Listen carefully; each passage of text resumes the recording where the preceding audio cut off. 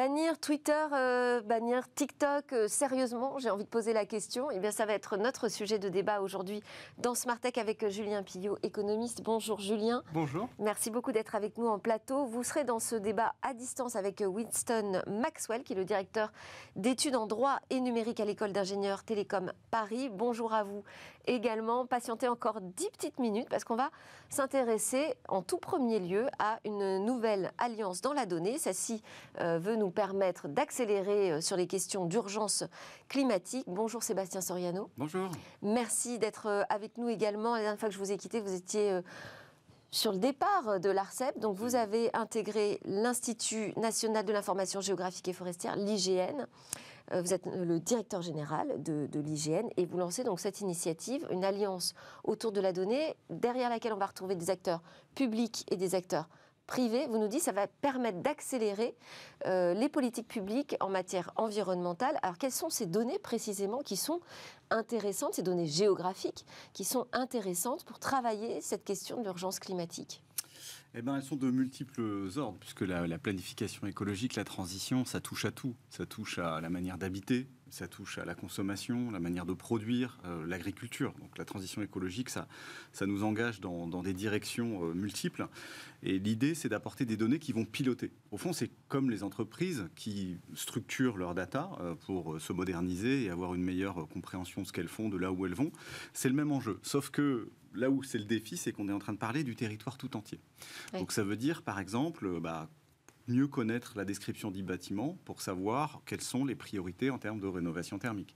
Ça veut dire, par exemple, pouvoir suivre le recul du littoral et en croisant des données météorologiques, de marée, de la connaissance du terrain et de son sous-sol notamment, pouvoir faire des prédictions sur ce qu'on appelle le recul du trait de côte et pouvoir prendre les bonnes décisions d'aménagement. Ça veut dire que ce n'est pas uniquement l'IGN qui met à disposition ces données, mais vous allez aussi collecter vous-même des données autour de cette data alliance ? En fait, ce sont des coproductions. Si vous voulez, chaque fois, on va travailler pour un ministère. D'accord. Ou un opérateur public. Ça peut être l'ONF s'il s'agit de la forêt, ça peut être le ministère de l'écologie s'il s'agit d'artificialisation des sols. Et à chaque fois, on va produire un référentiel, une carte, si vous voulez. Je vous donne un exemple.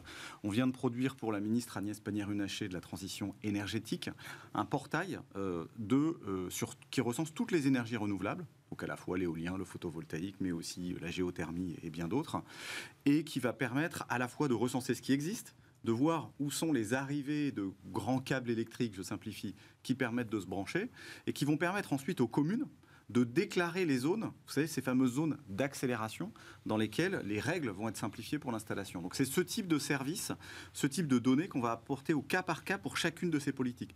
Vous savez que qui est-ce que vous rassemblez dans cette alliance ? Alors, autour de l'IGN. Pourquoi une alliance ? Parce qu'on aurait pu se dire, on est un service public, donc on s'occupe de tout, exactement. On fait tout. Notre analyse, c'est qu'il y a énormément d'innovation dans notre secteur. On est fiers de l'apporter nous-mêmes parfois, dans le New Space, dans l'IA, on fait des belles innovations. Mais on se dit, on regarde autour de nous et on se dit, il y a quand même des startups incroyables qui se sont développées ces dernières années, dans le New Space notamment, donc dans l'utilisation des données satellitaires, qu'elles soient fournies par des acteurs comme Airbus ou comme la constellation européenne de Copernicus. Et on voit tout un tas de boîtes qui ont développé des analyses, par exemple, justement, sur la forêt, sur l'évolution du trait de côte, sur les enjeux thermiques du bâtiment. Je peux en citer quelques-unes, si vous me permettez. Allez-y. Prométhée, Space Sense, One Spatial, Kairos, Kermap ou IC, par exemple, sur ce domaine du New Space. Et l'idée, c'est de faire alliance avec elles, de pouvoir dire, plutôt que de devoir redévelopper, nous, une chaîne de traitement, par exemple, d'analyse pour reconnaître, pour distinguer, je ne sais pas moi, le pin maritime du chêne pubescent dans la forêt, on va regarder s'il n'y a pas une boîte qui a déjà craqué le sujet, trouver l'algo, et à ce moment-là, apprendre à se connaître et aller ensemble voir l'Office des forêts en disant, écoutez, on a une solution, elle est à la fois agile, innovante, c'est l'entreprise, la start-up qui amène ça. Et en même temps, c'est une donnée de qualité, souveraine, vérifiée et cohérente avec ce qui existe en matière de data. Et donc, c'est cette alliance des deux mondes qui va permettre de produire cette donnée. Est-ce qu'il y avait des données que vous collectiez et qui n'étaient pas non plus utilisées, peut-être, suffisamment ? Oui, mais je dirais que le sujet, c'est surtout des questions de croisement. Vous avez raison de poser la question. Par exemple, nous faisons depuis une dizaine d'années ce qu'on appelle un inventaire forestier. Enfin, en fait, il existe depuis 60 ans, mais il se trouve que l'IGN le conduit depuis 10 ans. Cet inventaire forestier mobilise une soixantaine d'équipes qui vont sur le terrain chaque année et qui vont faire des relevés qui vont regarder la taille des troncs d'arbres, mettre des coups de pelle dans le sol pour regarder la qualité des sols. C'est 200 data par placette. On fait environ 12 000 placettes par an. Donc c'est une quantité de data énorme. Et pour l'instant, cette donnée, on s'en servait surtout pour faire une statistique nationale, pour dire, voilà, écoutez, le volume de bois évolue de telle manière, attention, le châtaignier, ça réduit, etc. Là, ce qu'on va pouvoir faire, c'est croiser cette donnée statistique avec de la donnée spatiale, qui peut être du satellite, qui peut être du LIDAR, qui est un programme de captation de vue 3D qu'on est en train de faire sur toute la France.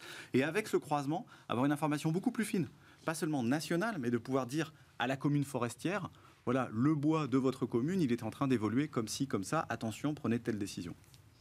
Alors là, on va être face à quelques urgences climatiques très claires cet été, à savoir d'un côté les incendies, les risques d'incendie, et puis aussi le manque d'eau. Comment est-ce que vous travaillez sur ces sujets? Est-ce que la Data Alliance est déjà opérationnelle pour répondre à ces problématiques? Non, alors c'est pas le sujet sur lequel on est le plus avancé, l'eau. L'eau, c'est un sujet complexe parce qu'il mobilise à la fois des données de surface et des données souterraines, qui sont aujourd'hui articulées, bien sûr, mais qui pourraient l'être encore mieux, et qui mobilisent aussi une galaxie d'acteurs publics assez nombreux. Donc aujourd'hui, il y a ce qu'on appelle la planification écologique, qui est portée par la Première ministre, le programme France Nation Verte, et il y a un travail qui est en cours, justement, pour savoir sur les 22 chantier de France Nation Verte, dont celui de l'eau. Comment est-ce qu'on peut mieux travailler ensemble pour construire des données? Donc c'est typiquement un sujet, la ressource en eau, qu'on sera amené à travailler dans ce cadre-là. Et de manière, pour dézoomer un tout petit peu, je dirais qu'on a ce sujet adaptation, pour reprendre le terme de Christophe Béchu, ministre de la Transition écologique. Ce sujet adaptation, il nous amène à regarder ce qu'on appelle des jumeaux numériques. Les jumeaux numériques, ça veut dire, vous avez non seulement une description, mais vous avez des simulations qui vous permettent de comprendre ce qui va se passer. Ce qui va se passer si le niveau des eaux augmente, par exemple, en termes d'inondation, ou si les intempéries se multiplient. Et donc, on veut aller vers ces jumeaux numériques. On a commencé à voir des images, d'ailleurs, j'avais reçu quelqu'un de l'IGN en plateau, ces images assez spectaculaires des débuts de jumeaux numériques de la France entière. C'est ça, donc on est en train de faire la maquette, qui est en gros, si vous voulez, le terrain de jeu, qui modélise, donc ça, c'est en cours. Maintenant, ce qu'on va vouloir développer, et c'est en lien avec France 2030 qu'on travaille ça, en partenariat avec l'INRIA, l'Institut de recherche notamment en informatique, et le CEREMA, qui est un opérateur qui connaît les différentes thématiques d'aménagement du territoire. Et donc, on veut construire ce jumeau numérique pour aller plus loin, pour faire des simulations, pour dire voilà, qu'est-ce qui va se passer dans tel cas, quel est le scénario plus probable. Aussi faire des simulations, par exemple, tiens, ça ressemblera à quoi si on implante une éolienne ici? Voilà. Et donc ça, c'est le coup d'après, c'est celui du jumeau numérique. Alors, si je reviens à la Data Alliance, donc cette alliance autour de la donnée, c'est aujourd'hui la mine d'or, c'est hyper stratégique. Sur les sujets de géographie, de cartographie, on sait où sont les grands concurrents. Oui. Ce sont les grands concurrents américains. Est-ce que ça veut dire que cette Data Alliance est uniquement européenne? Est-ce qu'elle est poreuse? Est-ce qu'elle est ouverte à tout le monde? Oui. Comment vous la positionnez par rapport justement au marché et à la concurrence? Moi, je crois, ça peut paraître un peu paradoxal, mais je crois que la souveraineté, on va la conquérir par des communs, c'est-à-dire par l'ouverture. Et je crois que c'est ça qui nous différencie des GAFA. Quand effectivement un grand acteur américain fait du suivi de l'artificialisation des sols ou de la prévision d'inondation, c'est joli, ça marche bien, mais en fait on ne contrôle pas.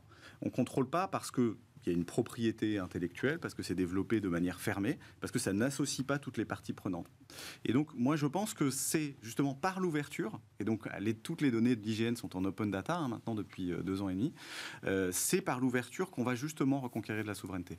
C'est ce que j'entends beaucoup, ça. C'est vrai que c'est par ce moyen-là de l'ouverture et des communs qu'on peut se positionner face aux GAFAM ou aux grandes plateformes numériques, mais elles font exactement la même chose. Elles aussi créent des alliances. Oui, non, mais il y a une certaine ouverture. Ouais. Il y a notamment un front qui s'est créé contre Google, pour ne pas le citer, dans le domaine de la géographie, qui s'appelle Ouverture Maps, qui est une initiative intéressante que nous allons regarder, même si...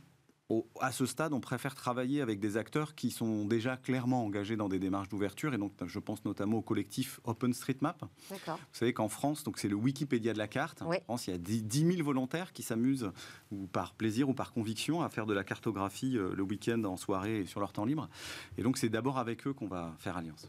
Alors, parce que je voulais juste rappeler que vous avez écrit un livre, Un avenir pour le service public, un nouvel État face à la vague écologique numérique démocratique. Là, vous êtes en plein dans votre sujet. c'est le moment de faire pivoter un institut comme l'IGN. Oui, complètement. Moi, je crois qu'il faut sortir de cette espèce de jeu d'opposition dans lequel il y aurait un État surplombant qui saurait tout, qui déciderait tout, et puis à côté, une société un peu infantile, quoi. Et moi, je crois à des alliances, donc notamment à ce que j'ai appelé une trilogie entre l'État, le marché et les communs. Parce qu'il faut aussi une place pour le marché, il faut aussi une place pour le business, pour les entrepreneurs, pour l'innovation. Et il faut chercher à chaque fois la combinatoire entre ces trois mondes et pas se dire, moi tout seul dans mon coin, je vais résoudre les problèmes du monde. Merci beaucoup Sébastien Soriano, directeur général de l'IGN, pour nous avoir expliqué quel était ce projet autour de l'Alliance des données pour répondre aux urgences climatiques. C'est l'heure de notre talk, vous restez avec nous, on va parler de Twitter, de TikTok et on va regarder si l'idée d'un bannissement est une idée tout à fait sérieuse.